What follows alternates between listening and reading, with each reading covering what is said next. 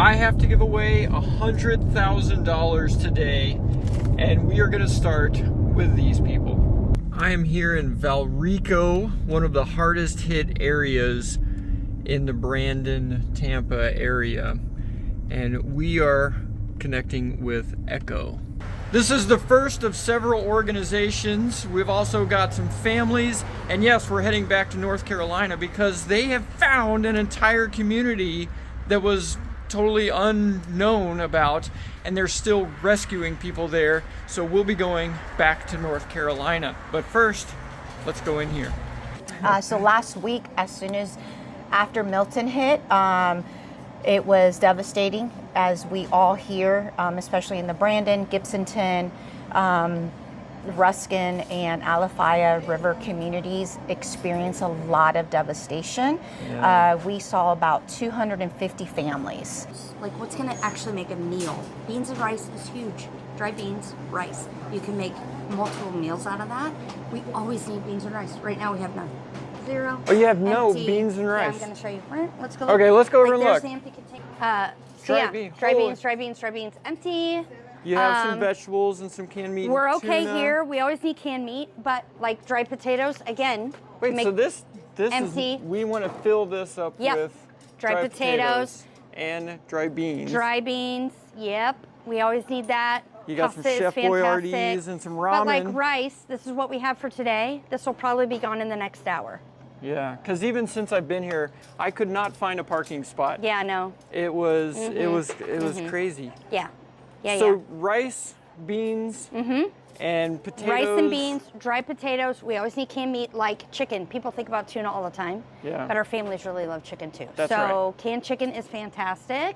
Right now we have peanut butter and jelly, but we usually are running out of that as well. And then we always need cereal. Again, that'll be gone by the end of, like, not even the end of the day. And is this cereal all will that be you gone. have available? No, we have some in our warehouse, but not enough and not a lot. And then this is just extra. We never get it. We're happy when we do get it. Oh, it's like sugar just and coffee flour and tea. and coffee. I will Yeah. admit, I don't know what I would do if I could not have a cup of coffee. Yeah, we have 2 bags of flour, so the next 2 families are the lucky families because they'll Oh, get my flour goodness. today. And again, you can make, I can make all sorts of stuff with flour for my family. So as in terms of, people always think of canned vegetables. Canned vegetables are fine. They're great. We're happy for whatever. But if they could think meals, beans, rice, canned pasta, pasta sauce, flour, that kind of thing, where I could build a meal or multiple meals for my kids, that's what we want. Nice. Yep. And then let's look in the fridge. Yeah, okay, let's look in the fridge. Let's look in the The fridge. very empty fridge. Yes. Let's look at the empty fridge. So fruits and vegetables, again, produce has just been really hard for us to get. We love potatoes. We love onions because, again, yeah. you can make meals out of those. We break them down. It's like 3 or 4 potatoes per. And then people don't always think about this, but you can't make macaroni and cheese without butter. That's true. You need it. So we always have margarine, and that's all we have right now. And then we do sliced cheese and break it up. That's all we have right now. We have no eggs. We love eggs. It's a great protein source. And again, I can build a meal out of eggs. I can make a lot of things out of eggs. We have none of those. So we need all of it. That's right. Yeah. We had a single woman in here yesterday. She left an abusive relationship. She's been working Lyft, driving. The hurricane hit. She lost tons of driving hours. They're turning off her Tico. She comes in here. She's never asked for help before. We could help her with her Tico. We're like, it's a one-time deal. She's like, I know. Hopefully I'll never need it again.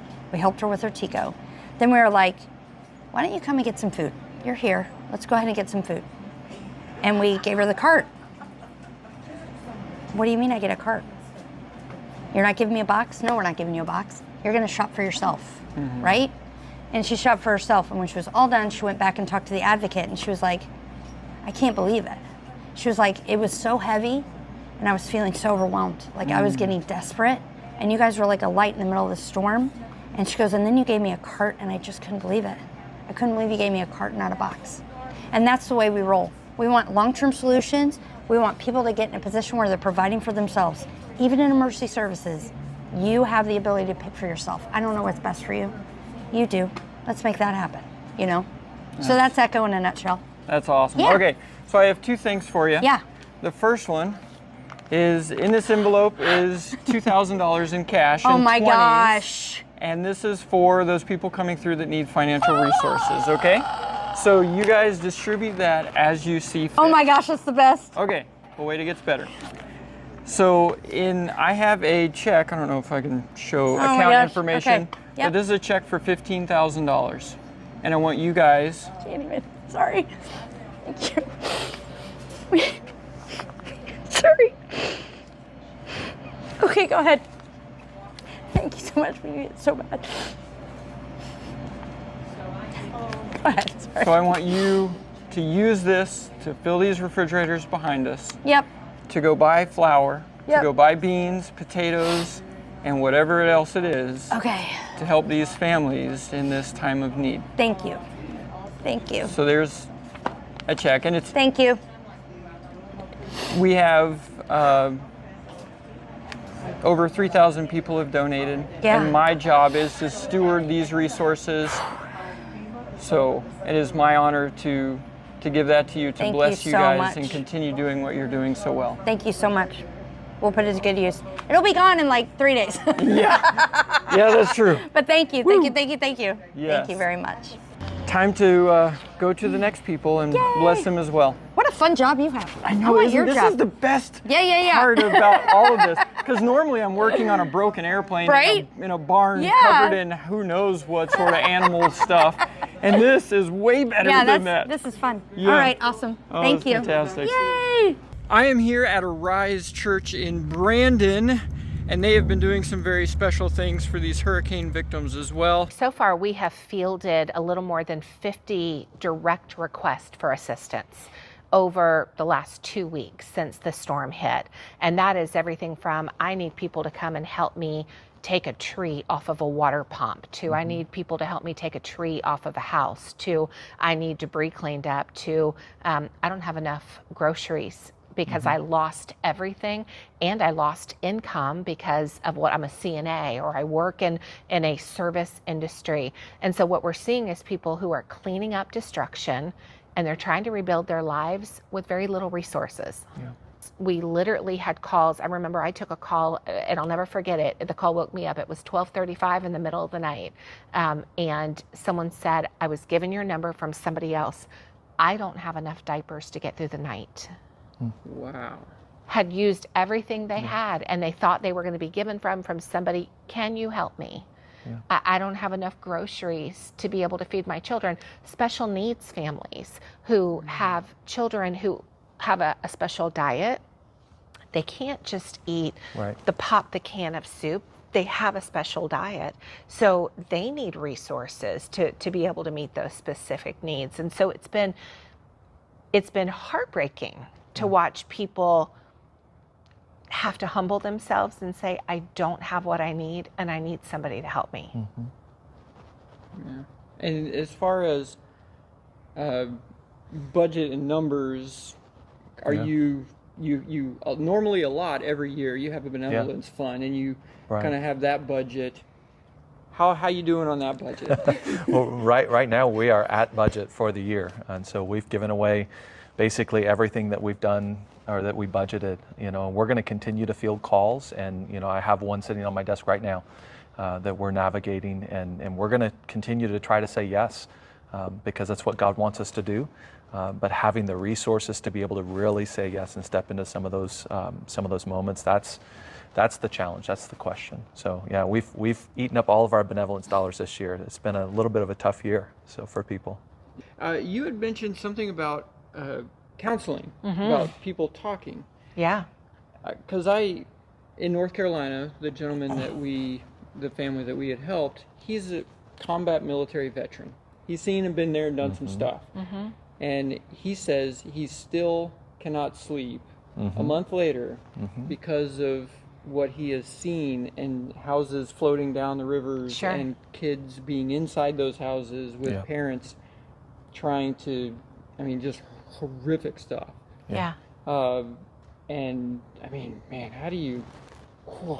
How do you Well, recover from that? there's a trauma that comes with this, right? In the same way that we saw trauma come out of COVID, and we saw an openness of individuals begin to talk about mental health issues, what we're finding is that this is another layer of trauma, that there is a fatigue that happens, there is a level of trauma that happens. You know, I oversee our counseling center here and, you know, lead discipleship groups. And I was in a group with some women last week, and one person said, I can only seem to cook one meal at a time. I don't feel like I can put food back in my fridge. And I said, well, tell me about that. And she said, I'm afraid we're going to lose it all again. I'm afraid of holding on to anything for fear I'm going to lose it. I had someone else tell me that they lost 3 family members with COVID. 3 family members with COVID.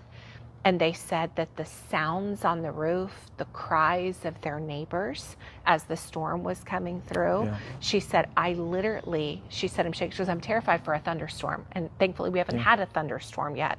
But she said, I'm terrified for the thunderstorm. I need help processing this.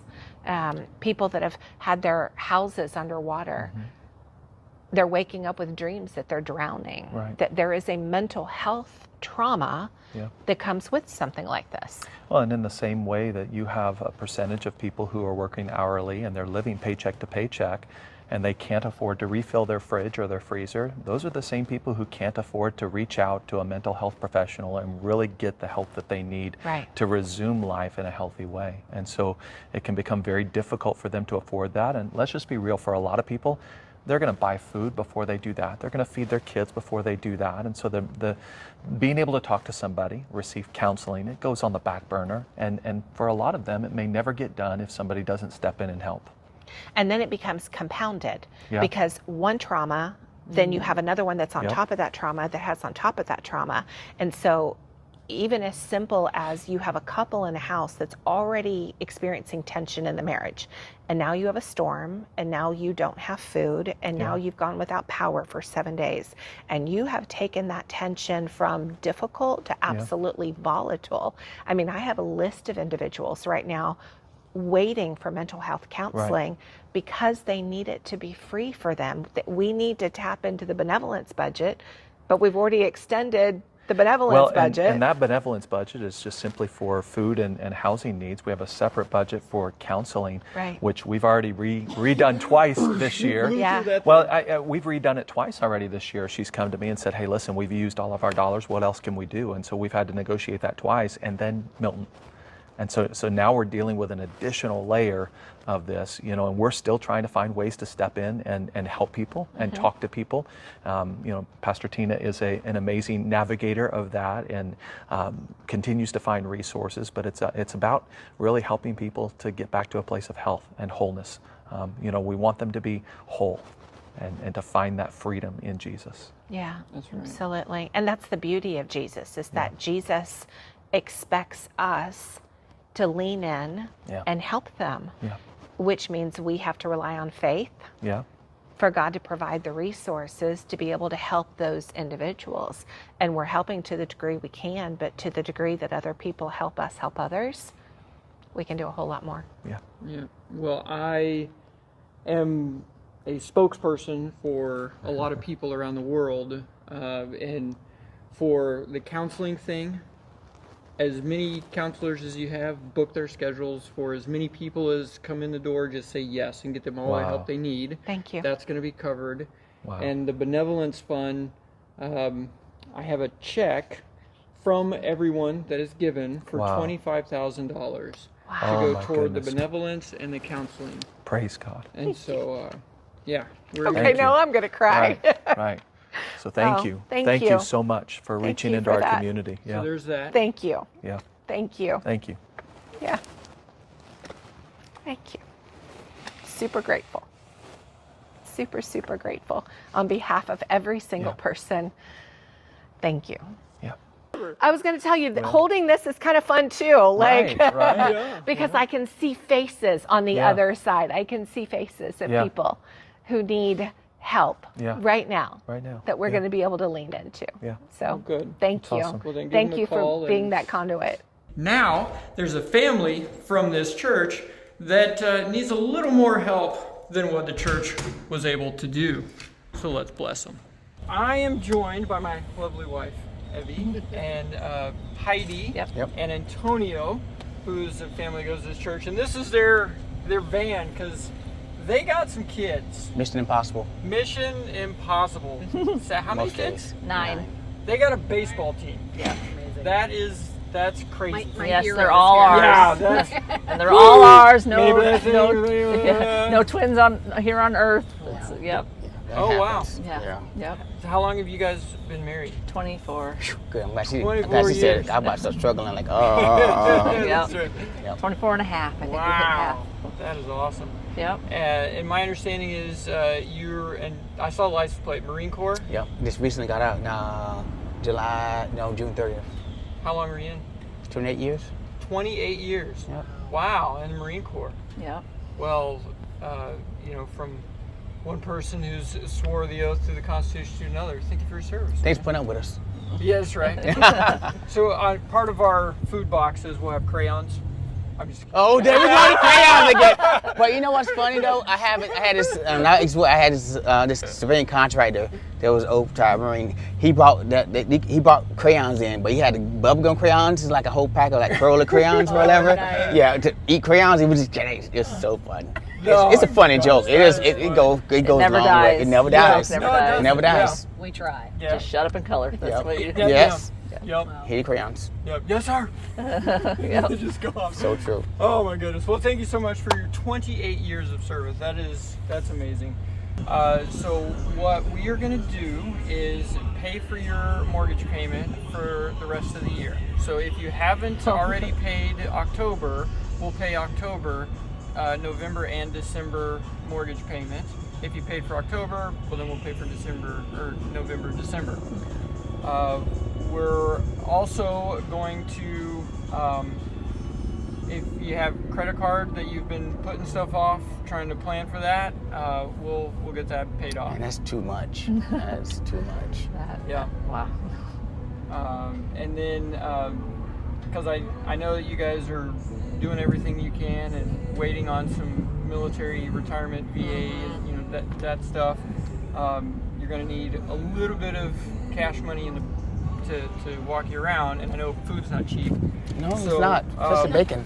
There's $2,000 here that you can use to go buy the groceries you need, go put gas in your van, parts, whatever. Get a new spark whatever. plug. Yeah. Technically, it's a Fuse. it's a I'm sorry, fuse. a fuse. What do I know? Yeah, But, so Wow. that's That is. that, and that's from everybody that just wants to bless you guys and take care of you, and then we'll see you on the other side. Wow, it's a lot to take in. It's a lot. It is. That's amazing. Yeah. Yeah. What? I don't know. That's it. But That is thank a you. huge blessing. It is. Like It's- really, like just we're already a mortgage payment behind. Our half. I don't know if we got Yeah. caught up or not. Like seriously, trying to that's- make ends meet. Yeah. but I got another call the other day, like, and they arranged for you can pay it on the first. Like a lot of things. Keep coming.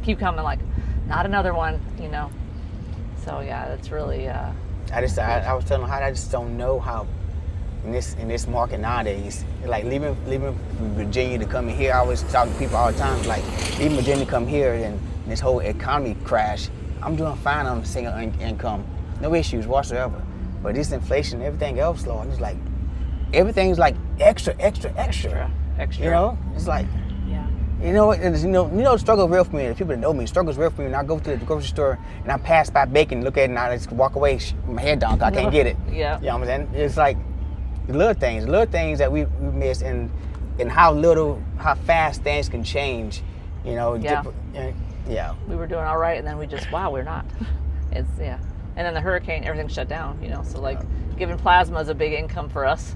And you can't go do that if nothing's, because that would just kind of get us through a couple days. It sounds silly, but $50 will get you a couple meals for the next Yeah. few days. We You can can- go every 2 days. We can go back to this year from the AC going out, Yep. and then the septic tank going out. Everything. Oh man. Because we were debt free. Like $10,000 debt, $15,000. It's like Yeah, it's one thing after another. how? And you can try to do it the cheap way, but like our upstairs AC doesn't run the best. And we did that the cheap way. It's just it's hard. It's hard. But we're really grateful. Yeah, it is. This is really. It's in there, honestly, as like say, looking like standing right here, like I can talk all day to different people, but from my point of view, for a man, it's very hard. It's very hard. It's very demeaning in a sense. It happens. I told people before, if I had to clean toilets for my kids to eat, I clean toilets for my kids to eat. But it's still in the same aspect, hit you a little bit in the gut because you expect to be more at times, but sometimes more is my definition of more, and definitely the more for the situation is not don't add up, and that's hard, you know. And one thing once again teach my kids that is sometimes, you know, plan, being humble, and understand that life happens. And God takes care of you too. Yeah. You know, good lesson on how much He takes care of us. Right. Yeah. We're really thankful though. Yeah, we'll get you caught up on your mortgage, and then you got November and December is all taken care of, and whatever sort of credit card debt that you got going on, Yeah, I can we'll help you out with that. Awesome. Hopefully that'll set you up to enter the new year with a little less It stress. really will. You know, It really get will. you through the end of the year. And Yeah, that's amazing. Yeah, because he got his disability, 100% disability, finally got approved, but it's not finalized yet. So we have, I think, by mid-November. Yeah, it's wrong hopefully. again. But they keep messing it up. They keep like not putting his dependents on there. It's like it's such a. They keep going. There's 9 on here though. Yeah, I know, right? They gotta be lying. Technically, he's on 8 now. He's in the household. oh, okay. Yeah. Oh, right, yeah. 8, but yeah, But still, yeah. So it's a process. it is a It process. is a process. I don't know how people survive in these processes that the government have. Good I Lord. know. Red tape is red tape. But, For real. Oh, it's like sticky tape. Yeah, sticky red tape. Yeah. You guys keep going. I have to slide out. Okay. Love you.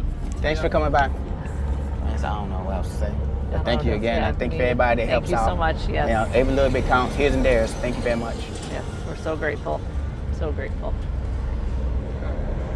Our last stop in Florida is Hope for Her. They do some amazing stuff. Let's go find out. At Hope for Her, we help women who are facing crisis and trauma, and we establish goals with them, short and long-term goals, and kind of just walk side by side with them for however many seasons in their life they need us. And with the hurricane, we have had like an enormous amount of women who have reached out who are in need of food, and household furniture and everything. We have a client who we have worked with for many years now. She finally was able to find a mobile home. We helped her furnish everything. She came here. We connected her with other organizations that helped her, get her mobile home ready and complete. But the hurricane, 2 trees landed on her mobile home, and she lost everything. Oh. Yeah. So she came in today. As soon as I saw her, because I heard about what happened, I went and I gave her a big hug, and she's just, I mean, you can imagine, right? But she was here. She came to get food, and then just to gather a few items for her to be able to cook, with whatever she has left. But that's one of the many stories that we've heard so far. I don't even know. I've lost count of how many referrals we've received from them. Wow. But it's been, I want to say maybe over 100 or so, because it seemed like for every referral that we would complete, we would get like 2 or 3 more, like immediately in our email. Like we would just hear ding, ding, ding, ding, ding, because it was back to back to back to back. We hit 325 today. Just in one day? No, we've hit 325 in the last 10 days now. Holy moly. And what does that compare to like pre-hurricane stuff? 325 in the last 10 days. Well, that's since a hurricane. Mm-hmm. Yeah, so 10 days ago. Wow. Man, this time has went by fast. And then it's 2 hurricanes back. Right. Yeah, Helene came through and messed some stuff up, and then Milton came through. Mm-hmm. So a significant increase in the number of requests you're getting. Yeah. So without further ado, a whole bunch of people have given money, and my job is to make sure it finds the resources and the people that are helping the actual people, not any big organization. Mm-hmm. So I have a check for $15,000. Wow. that I would like to make sure got into your guys' hands. Oh, that's amazing. So that's there, so you can help these ladies and help the lady with the living situation, how that has affected her with the hurricane. That is so awesome. God is so good. Praise you, James. That's huge for us. That's amazing. You know, we have a very limited operating budget, and so a gift like that is very significant for us. So thank you so much. Yes. And you know, if we can do it, the lady she's talking about is just a beautiful woman that loves Jesus, and I know she would love to do a sweet thank you, and maybe we can record it and send it to you or something like that. If that's what she'd like, yes. But no, there's no strings attached to this money. Okay. You know, it's election season, but don't vote for me. James, no strings attached. Yeah. It is simply, we heard that you guys do some awesome things here, and you're helping those people that were impacted by the hurricane directly. And if I spy, these are some of the food bags. Yes. Is that right? Yes. So when a family or a lady comes in, is asking for food bags, you guys have already packed up some of these and send her on her way. Yes. Yeah, and each one of those was roughly like $25-$30 each. Which and is we insanity had for like inflation. Can we say much? So yes. We've also been real blessed. James, behind you are these buckets that another ministry donated to us. We want to open those buckets. They're fantastic, and we've been able to give those out to our families too. So what's in here?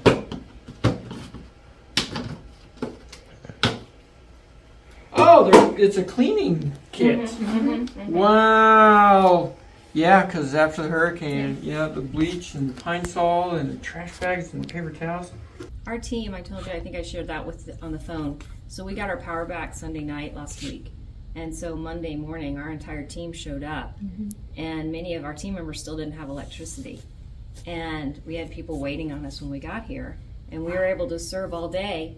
And many of the people came in. We had hot food and coffee, and people were able to take a shower and get some clean clothes and just have a minute to decompress. But by the end of the day, our team was exhausted, but they were so filled. And then we did it again. And then we came back the next day and did it again. And at the end of the week, everybody was like, man, we're exhausted, but we all felt so good that we were able to step into that for other people. It was such joy. It was incredible. It was just an incredible week all the way around, And then this week we didn't know what to expect, right? And so we just kind of showed up again, and God dictated our steps all week. And it's just Wednesday. Instead of flying up to North Carolina, we're going to hop on a call, and we are going to surprise them with the biggest check of this entire video, bigger than all the rest of them put together. I first remember attending a Tuesday meeting at our church where Pastor Mike shared with all of us just how bad it was here in Asheville and just the surrounding areas. You hear of hurricanes and you kind of feel detached from it. You don't think it's really your responsibility and that someone else will come and help. But just the news that we were hearing was just so bad that I felt that I had to do something and get involved. Our church actually got up there that following Wednesday, and they were able to drop immediate supplies off to areas that had nothing, and not only were they able to do that, they were able to saw their way into a lot of these communities. There was just so much chaos in the early days because you didn't have any connectivity, no cell service, no electricity, and then no GPS, because this was for a lot of us kind of our first disaster. And so we focused first on just digging out Calvary Chapel Asheville and assisting them as much as possible.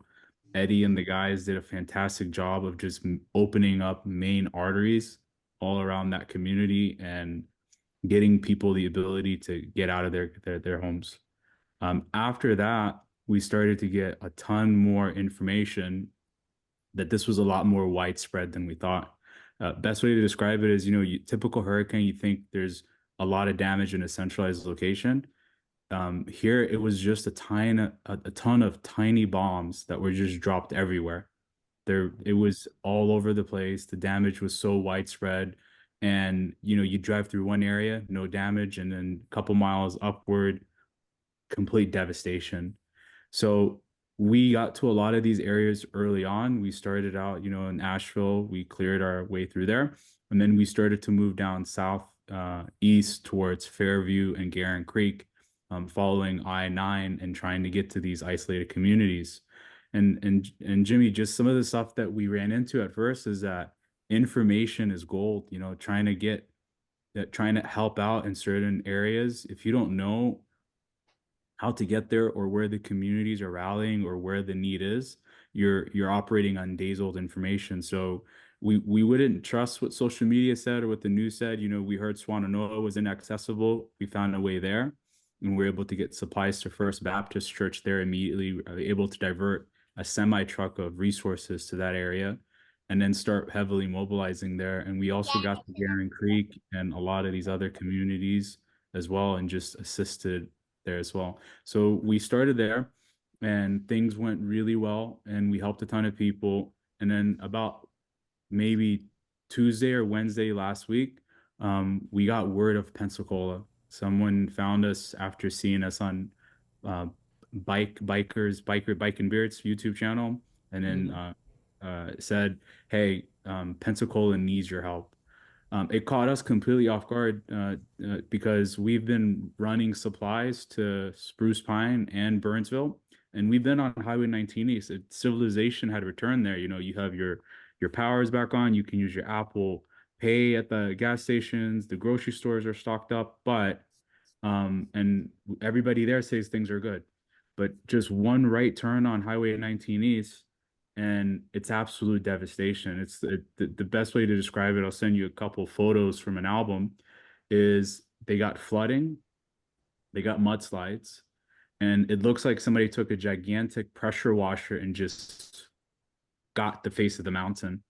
And they were so isolated for so long, nobody even knew what their needs were. So when we heard that, we immediately sent our heavy machinist up that way, our operators to clear the road ahead of us, and we sent supply missions that very day and started to get them resources. Is that currently where you're working at now, is in that Pensacola area? That is. So we're in the Pensacola, Burnsville, and Mitchell County area. So it's a part of Yancey County, and we're heavily mobilizing here, and even in Green Mountain and Fletcher. So we're pretty much everywhere where the need is today. Oh, that's amazing. Now, you were sharing with me two things. One is that some of the people that have been helping out and going into these areas, that's so difficult to get in there that you're sleeping in your cars. So you go out and then you sleep in your car for a day or two, then you come back, kind of refresh, and then you go back out and sleep. So tell me a little bit more about that. Sure. So, when you get to these areas, the destruction is so widespread, there aren't hotels and the accommodations you're used to. And you're pretty much just camping out where you can. So a lot of people volunteering at Camp Miller. It's one of the camps there that's central to a lot of this damage. They just camp out. They sleep in tents. They create, makeshift fires and stuff like that. We were thankful enough to get some supplies donated for camping gear and propane heaters and stuff like that. But a lot of the volunteers are just kind of making do they can, trying to be as close to the areas that they're operating in. We also have people driving 2.5 hours one way every day to get to this area and work, and then they have to drive 2.5 hours back. So that's also been a problem for us. We do have some lodging available. Some amazing communities here have offered lodging, but it just doesn't meet the amount of workers that we have. And we have so many teams that want to come. If only we could provide better lodging and access to resources. Sure. And you mentioned that at the beginning, you were personally putting some of the expenses of the supplies and everything on your own personal credit card. Is that correct? I got a lot of Starling purchases and random purchases and on my credit card. I know my pastor has put a lot of stuff on his personal credit card, and Eddie as well. I know that we're spending more than twice what we're getting in donations, and just trying to be Holy Spirit led and do what we can. But we're running red. A lot of this relief effort, we're out there leading the cause, but we don't have the fundraising that a lot of these nonprofits do, like Samaritan's Purse or Servants Inc. And we don't have access to the donor list that they do. We're a small town church, in Lake Norman area, and we're doing all this out of our own pocket, and our church community is donating, and we want to do more. We want to do more. We want to be here long term, but we need help in having those resources so that we can assist these communities. Sure, that's fantastic. So over to you, Pastor Mike, and thank you, Jamal, for sharing all that. Pastor Mike, so tell me from the church's side what you've seen, how this is all unfolded and what that story has been. Well, we had this hurricane come through, and for the most part, we had a lot of wind, a lot of rain, but for the most part, unaffected. Within 24 to 48 hours, we had cleaned up. The weather was gorgeous, no problem. But then we started getting these reports of towns west of us, just west of us, being hit. And it's kind of hard to understand that mountain towns would have this massive flooding. Localized flooding, we get it. But destruction, we're hearing about tornadoes and hurricanes, and everybody's kind of like, is this real? Is this true? So we went out and scouted it for ourselves, and they told us that I-40 was closed, and in fact, it was open. They said it was only open to emergency personnel, but we ventured out, we checked it out, and got our eyes on some areas that weren't even hard hit, and yet that was massive devastation. I got on the phone to a pastor at Asheville, Pastor Billy Osesian from Calvary Chapel, Asheville, and said, "Hey, Billy, how you doing?" And I could tell he was shaken. He was basically in the dark, had some cell phone service, but it was real spotty. And I said, "Look, I don't know what we're going to do, but we're coming. I pastor a group of very talented men and women, and just took advantage of that and said, hey, let's go. My son Isaiah is always ready to jump in. Eddie Connor is always ready to jump in. And Jamal jumped in, which really surprised me. And if it weren't for Jamal, I don't know if any of us would have known what we're doing. So it all worked together. One church raising the funds. We've raised a little over $63,000 now from one church, and a little bit of outside donations from some friends and people that we know. And we've spent a little bit more than that, but it's all good. It's all a good cause. So we went to Asheville first, put down as much material and food and water and everything else that we could, baby formula, diapers, the whole thing. Did some localized work, and within 2 days, we were in the Swannanoa area. And I think all of our jaws just dropped when we saw the just massive devastation.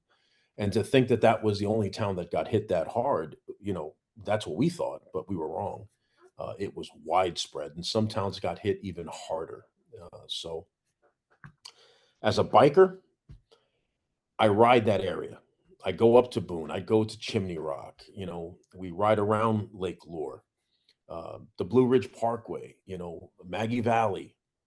Some of those places are just unrecognizable now. So it hit home. It's not my home state, but it's my home state now.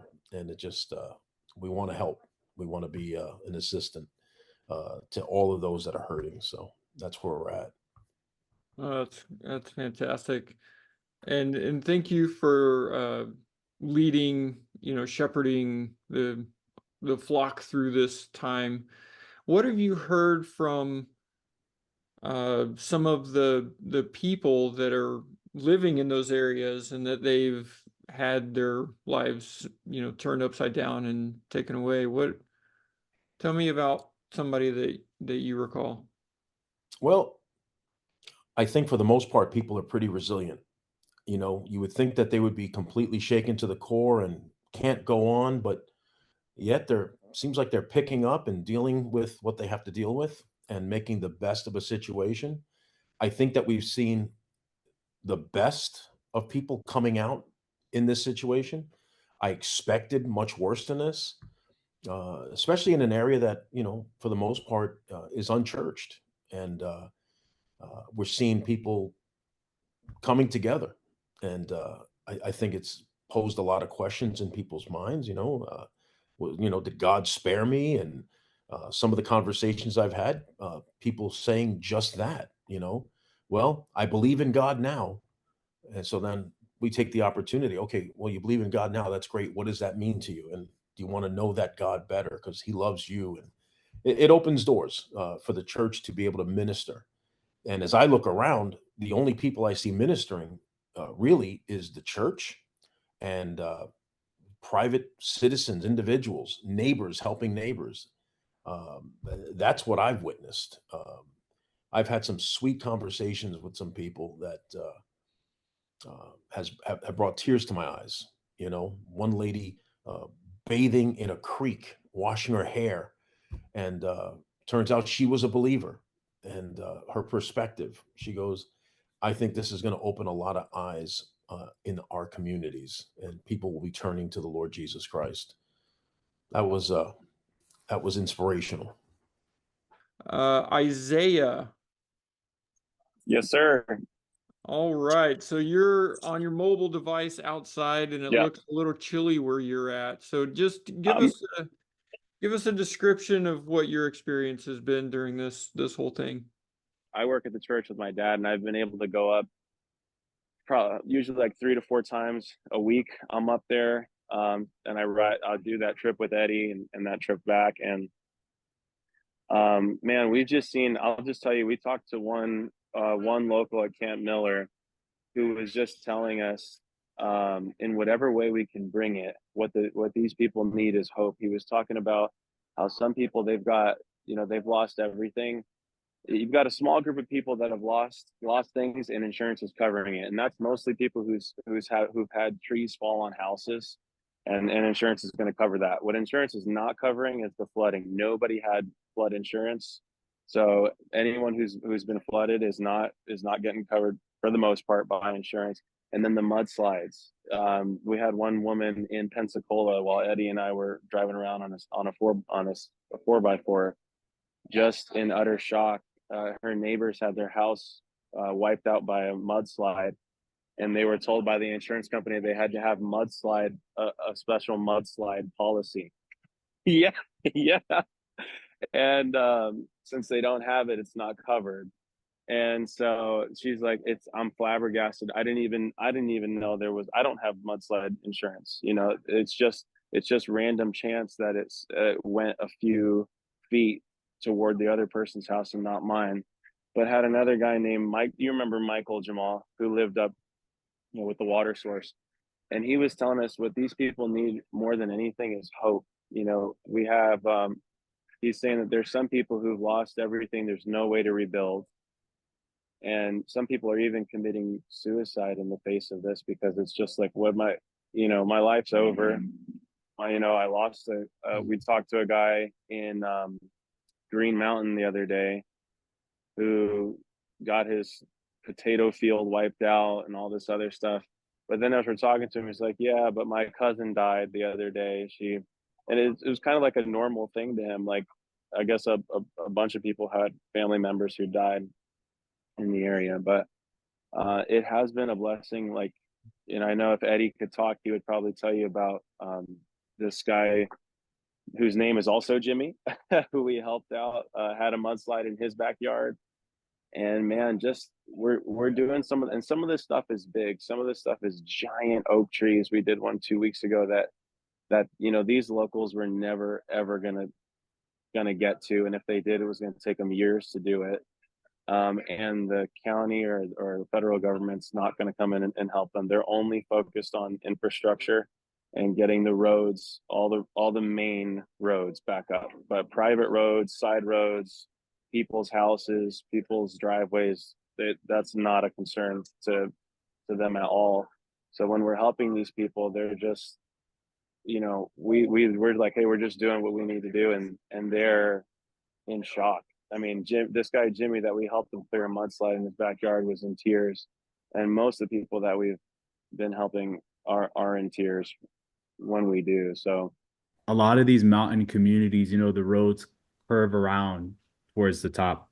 And people have been so focused in clearing them, they've just cut the trees and kind of put them to the sides of the roads. And when the mudslides happen, it created mounds of dirt that are just sitting there with all of these trees debris. And we know that from November to February, it rains more in this region than it does all year in Seattle.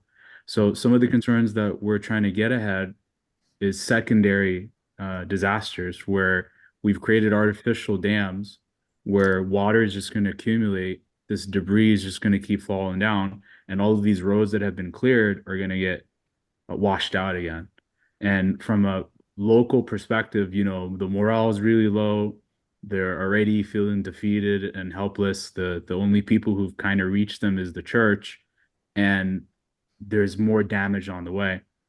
Some places we've seen where there's a community of 100 homes down the mountain, and up the mountain, there's just this gigantic mound of dirt with debris all over it. And we know as soon as it starts raining, that's just going to wash down and wipe all these communities away. And we're trying to get equipment to get there, but we're talking about, equipment that costs, $500,000, couple million just to rent. And you can't get it there fast enough. You can't get the operators there fast enough. So you're always fighting against borrowed time. So we're trying to set up sensors so that we can give people early warning. And we've had a lot of donors who've given us Starlinks, who've assisted us in trying to get these emergency systems together where we can start telling people when the water level is rising again because there's artificial dams created, or when there's enough vibrations from these unsettled, uncompacted mounds of dirt. And that's in all of these mountain communities. It's not just the Pensacola, Burnsville area. Anywhere this damage has happened in Garin Creek, Bat Cave, Chimney Rock, all of these areas, they have the same exact problem, which is that people came and really quickly mobilized. But what happens to all this debris and mud and stuff that's just been sitting there? We've created artificial dams. Some more information to share is that, a lot of these mountain communities are 7 to 12 degrees cooler than in Nashville. So it's already freezing up here. And there's the concern of, how cold it is. Are people going to be able to make it through the winter? In some of these areas, they say that it's not going to be until March where some of the community gets electricity back. Most of the sewage plants and water plants are gone, meaning they've completely been washed away. And estimates are 8 weeks just to get the roads fixed. And then if they had all the piping that they could put down, all the materials here, 2 to 3 months just to put the pipes down, and then maybe 2 years to rebuild some of these water filtration plants. On top of that, in some counties like Marshall, you have a plastic factory that was washed out, and it was built before EPA standards were enforced. So you can just imagine their basement and how they stored hazardous waste. And that's now in the waterway. A lot of people drink well water. All of the particles, the oils, the gas, and a lot of people depend on that, the local water. Their sewage plants are all destroyed. Key infrastructure is not there. In a lot of these communities, you got kids that are just, hanging around at these churches and fire departments, and there's no school, there's no daycare. Mom and dad are trying to save their properties. There's just a lot of long-term effort that's going to be required to rebuild these. And you see the National Guard, you see the Army, you see FEMA, but you don't really see them as heavily as you would think. It's really just volunteers. And then how long can all of these volunteers keep this effort up? And similar to our case, we want to be here long term, and we connect with the locals. But for us to be able to do that, we need funding because we're a very small church in a small town. And something Pastor Mike told us when he first briefed us on it, he said, "Hey, if this storm was 20 miles to the east, that would have been us. We would have been Asheville." And so we're personally motivated because we identify a lot with the people going through this. You know, they're just like us, and we want to help them as much as possible. That's amazing. So what are the current needs outside of financial support? What, if you could wave your magic wand, what couple of wishes would you ask for? I think we all have something different that we need. From my perspective, sitting behind the desk, I go out to the field with them 2 to 3 times a week. Heavy equipment, manpower. That's what we need. We need a lot of hands, a lot of boots on the ground. We need more skid steers. We need excavators, a bulldozer, push some of this stuff out of the way. So that's the big need. I'm sure if Eddie could unmute, he would tell you the same thing. But we need hands, people to come into the area and help out. But equipment-wise, that stuff is really expensive. Side by sides are really necessary and very expensive. And nobody was, like I said, nobody was ready for this. And that's us as a church.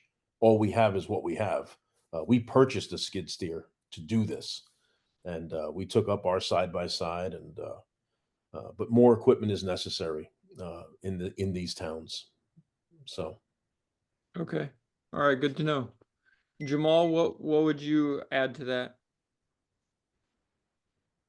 Very similar. We just don't have enough of the equipment that we have a gigantic list of requests coming in from the community.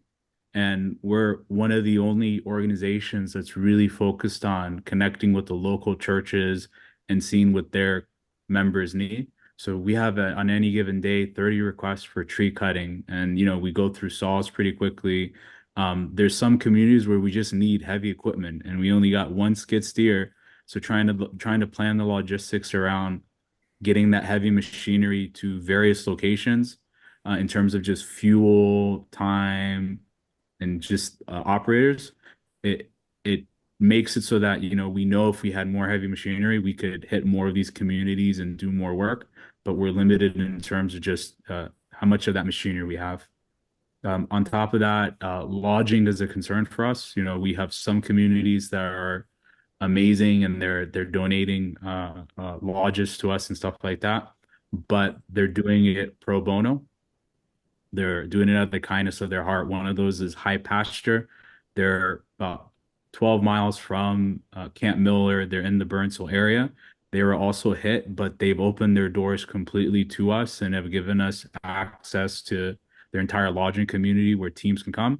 But they also have to pay their bills, right? So they also have electricity. They got to pay their utilities. They got to pay their staff, and so they're doing it at the kindness of their heart. But we need support to make sure that they're well funded so that this effort can continue. Because as soon as it hits November and the temperatures drop, a lot of these volunteers are not going to want to camp outside. They're gonna go to where it's warm. If we can't house them, that's going to be a problem. Another thing that would be really helpful is as it gets colder, more of these residents are going to make a decision of, abandoning their property just because it's just going to be too cold. They need to stay warm. So they're going to start coming down from the mountains, coming down from these isolated communities. But where are they going to go? A lot of them are orphans. A lot of them are widows. A lot of them are single survivors of families.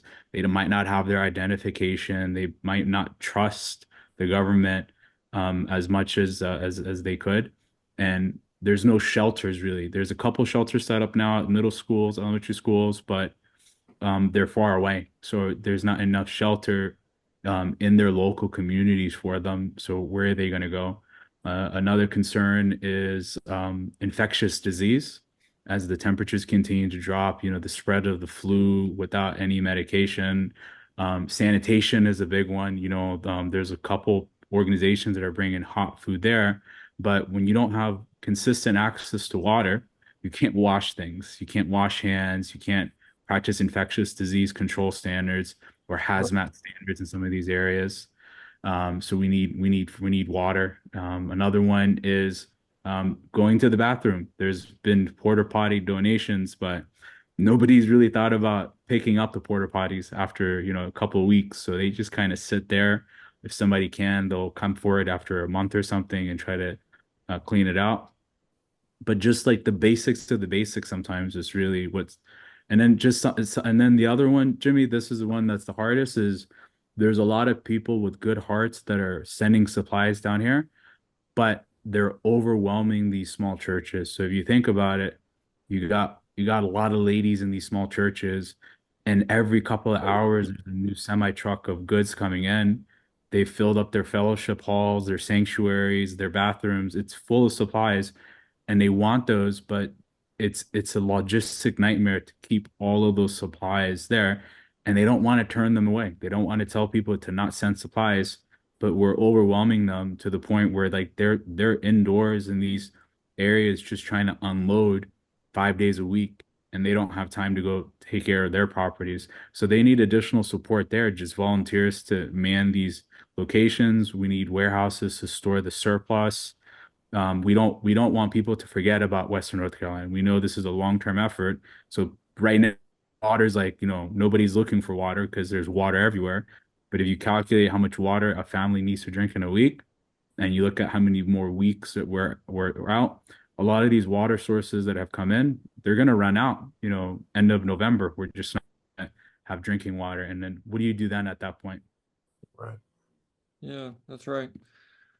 So here, thank you for sharing in that. And with the audience that we're going to be putting this video out, we'll have the contact information of how to get a hold of Pastor Mike and his church, and so that you can be the kind of lead person in that point of distribution for goods and people and equipment, people that want to bring their stuff in and things like that.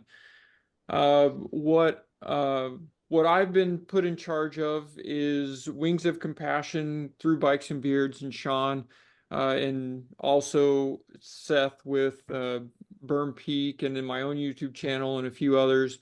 There's been a lot of donations come in, and my job is to deploy those to where they can have the most impact. And what I've been praying about and trying to figure out where the Lord wants to use this funds. So Pastor Mike, I am going to send you a check for $75,000.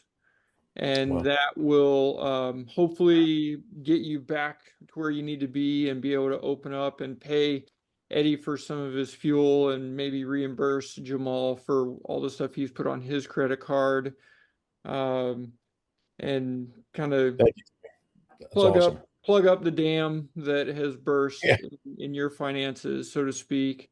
But I'll get that. We'll connect, and I'll get banking information and try to get that sent over as soon as possible. Awesome. And that's what the people that have donated this money want it to be used for, is to go right directly to the community and the people that have been affected the most, and not go through some big organization. So that is my blessing as a steward of these resources. Amen, bro.